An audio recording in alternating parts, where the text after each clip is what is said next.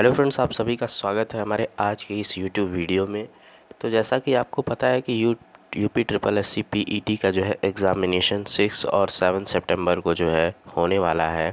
और अब जो है ज़्यादा दिन बचे नहीं हैं, लगभग एक हफ्ता से भी कम का समय बचे हुआ है।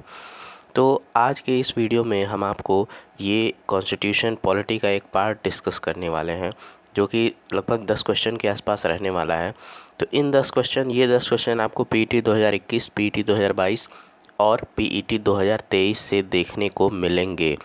ठीक है, तो नो डाउट अगर क्वेश्चन रिपीट होते हैं तो इसमें से आपके जो है मार्क्स ज़रूर सिक्योर होंगे, और अगर इस टॉपिक पे बेस क्वेश्चन आते हैं तो भी आपके मार्क्स ज़रूर इसमें गेन होंगे। तो अगर अभी तक आपने कुछ नहीं पढ़ा है तो जो है अब आप इस वीडियो के माध्यम से 5 या 10 क्वेश्चन जो है अपने तैयार कर सकते हैं। वैसे तो पॉलिटी के जो है सिर्फ 5 क्वेश्चन ही आएंगे, लेकिन अगर आप ये पढ़ लेते हैं तो आपके ये 5 नंबर जो है आने के चांस 100% हैं। ठीक है फ्रेंड्स, तो चलिए शुरू करते हैं बिना किसी देरी के। तो क्वेश्चन नंबर हमारा फर्स्ट देखिए क्या कह रहा है कि निम्नलिखित में से क्या भारतीय संविधान की मुख्य विशेषता नहीं है। देखिए ऐसे क्वेश्चंस पे आपको खासा ध्यान रखना है कि इसमें नहीं जो है रहेगा, और हमें ये नहीं जो है हम देखते ही नहीं हैं। तो कह रहा है कि क्या संविधान की विशेषता नहीं है। तो पहला ऑप्शन है लिखित संविधान और संविधान की सर्वोच्चता, क्या ये विशेषता नहीं है? ये तो है। शक्तियों का वितरण, क्या ये विशेषता नहीं है? ये तो है। प्रतिबद्ध न्यायतंत्र, क्या ये विशेषता नहीं है? देखिए प्रतिबद्ध, हमारा जो न्यायतंत्र है वो प्रतिबद्ध नहीं है। ठीक है, तो ऑप्शन नंबर सी जो है आंसर इसका हो जाएगा। स्वतंत्र न्यायपालिका की स्थापना भारतीय संविधान के एक महत्वपूर्ण विशेषता है, न कि प्रतिबद्ध न्यायतंत्र। यानी कि हमारा जो न्यायपालिका है वो कैसा है? वो स्वतंत्र है।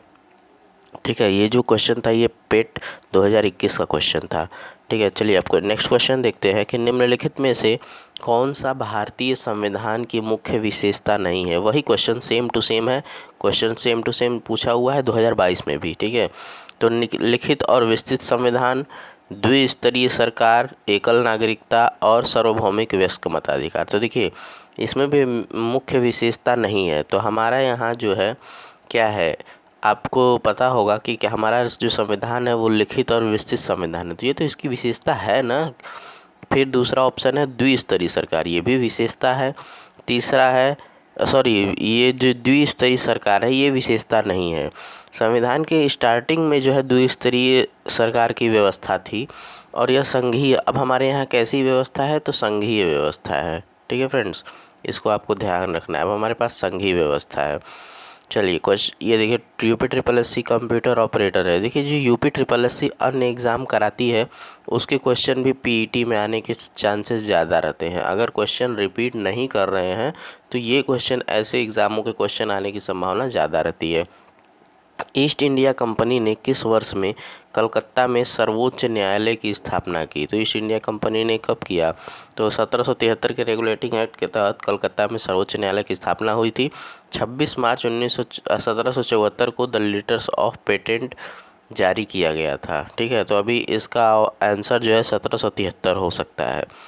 ठीक है, चलिए नेक्स्ट क्वेश्चन हम देखते हैं। देखिए UP triple S C PET 2023 का क्वेश्चन है, जो सबसे अभी तक के पेट के इतिहास का सबसे हार्ड क्वेश्चन है, उसका पेपर है। 13 दिसंबर 1946 को संविधान सभा में उद्देश्य प्रस्ताव ऑब्जेक्टिव रिजोल्यूशन किसके द्वारा पेश किया गया था? तो उद्देश्य प्रस्ताव किसके द्वारा पेश किया गया था? जवाहरलाल नेहरू के द्वारा, हम सभी जानते हैं, 13 दिसंबर 1946 को। ठीक है फ्रेंड्स, तो चलिए नेक्स्ट क्वेश्चन देखते हैं हम। UP triple S C lower subordinate के एग्ज़ाम में ये पूछा गया है 2021 में। संविधान सभा का प्रथम अधिवेशन कब हुआ था? बहुत ही इंपॉर्टेंट क्वेश्चन है ये। संविधान सभा का प्रथम अधिवेशन कब हुआ था? तो 9 दिसंबर। देखिए संविधान सभा के रिगार्डिंग मैं कुछ आपको इम्पोर्टेंट चीज़ें बता देता हूँ। 3 डेट आपको याद रखनी है, 9 दिसंबर 1946, 11 दिसंबर, 13 दिसंबर। ठीक है, ये तीनों डेट इम्पॉर्टेंट है। 9 दिसंबर को जो है प्रथम अधिवेशन हुआ था, 11 दिसंबर को जो है उसमें फिर ये सी राजगोपालाचारी जो है टेम्पोररी अध्यक्ष बने थे। फिर 11 दिसंबर को मीटिंग हुई जिसमें कि राजेंद्र प्रसाद, ठीक है, राजेंद्र प्रसाद जो है सॉरी सी राजगोपालाचारी की नहीं, मिस्टेक्स, डॉक्टर सच्चिदानंद सिन्हा जो है पहले अध्यक्ष बने थे। देखिए यहाँ पे क्वेश्चन है, मैं आपको दिखा दे रहा हूँ। संविधान सभा के पहले अध्यक्ष कौन थे? तो संविधान सभा के पहले अध्यक्ष डॉक्टर सच्चिदानंद सिन्हा अस्थायी अध्यक्ष थे। ठीक है, अस्थायी, इस बात को आप हमेशा ध्यान रखिएगा। उसके बाद डॉक्टर राजेंद्र प्रसाद जो है 11 दिसंबर को परमानेंट अध्यक्ष बने थे। ठीक है, चलिए नेक्स्ट क्वेश्चन देखते हैं कि उद्देश्य प्रस्ताव का क्वेश्चन हमने देख लिया। अब नेक्स्ट इस पेज पे हम देखते हैं यूपी ग्राम विकास अधिकारी 2018 में है क्वेश्चन, इनमें से कौन सा कारक नहीं है जो भारतीय संविधान के निर्माण में योगदान देता है? आखिर ऐसा कौन सा कारक नहीं है, रीज़न नहीं है जो कि निर्माण में योगदान देता है?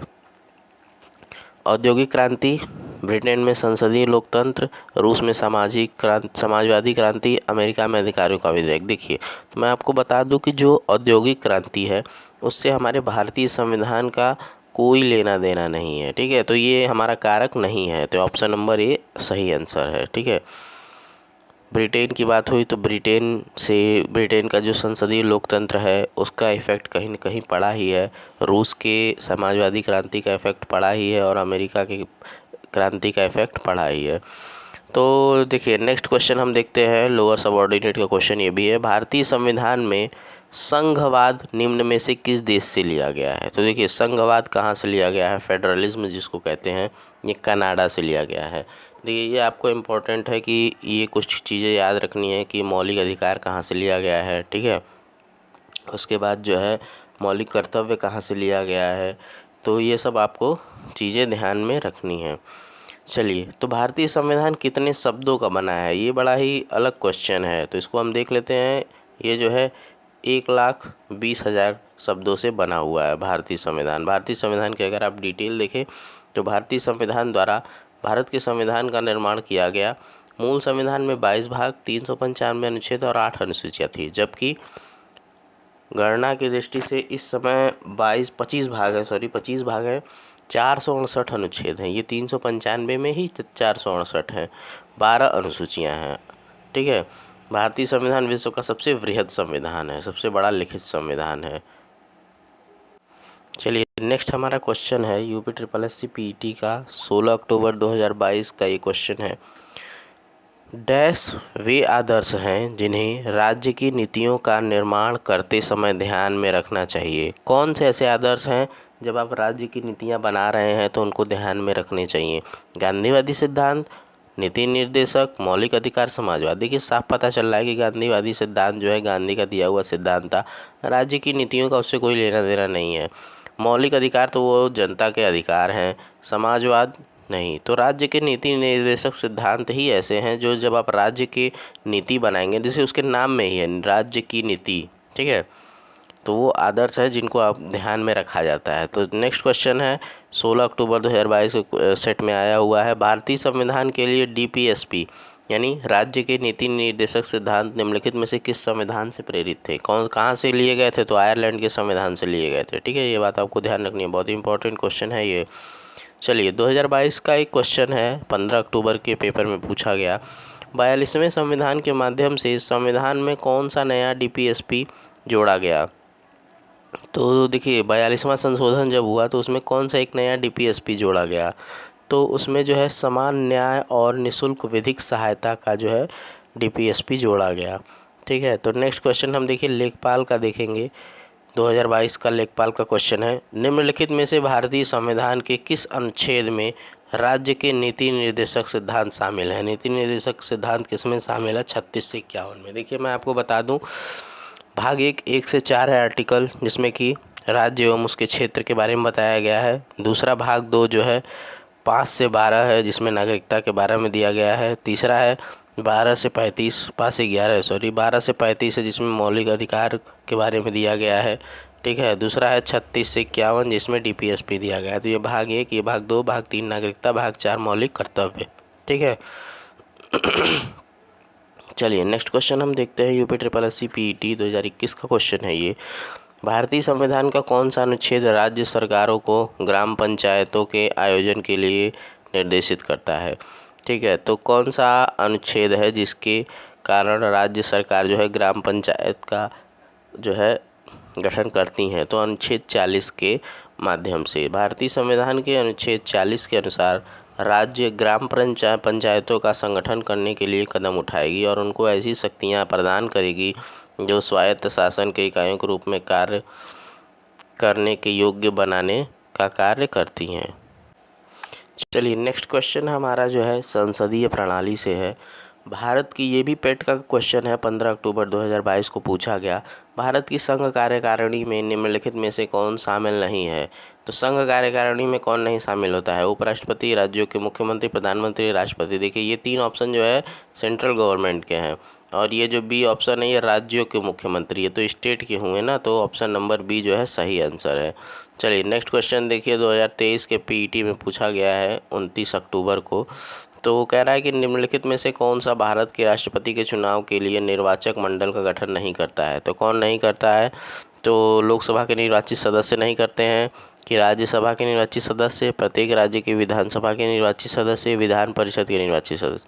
तो क्वेश्चन कह रहा है कि भारत के राष्ट्रपति के चुनाव के लिए निर्वाचक मंडल का गठन कौन नहीं? तो विधान परिषद का निर्वाचक से कोई लेना देना नहीं है, आपको पता होगी ये बात। ठीक है, तो चलिए नेक्स्ट क्वेश्चन देखते हैं। पीईटी का ही क्वेश्चन है 2023 का। ठीक है, निम्नलिखित में से किससे संबंधित एकमात्र उदाहरण है जब भारत के राष्ट्रपति अपनी वीटो शक्ति का प्रयोग किया? आखिर कब जो है भारत के राष्ट्रपति ने अपनी वीटो शक्ति का जो है प्रयोग किया? हिंदू कोड विधेयक में, दहेज निषेध विधेयक में, PESU पेप्सू जो होता है विनियोग विधेयक में, या भारतीय डाकघर संशोधन विधेयक में? तो हमारा करेक्ट आंसर डी है, भारतीय डाकघर संशोधन विधेयक में जो है पहली बार जो है वीटो शक्ति का प्रयोग किया गया।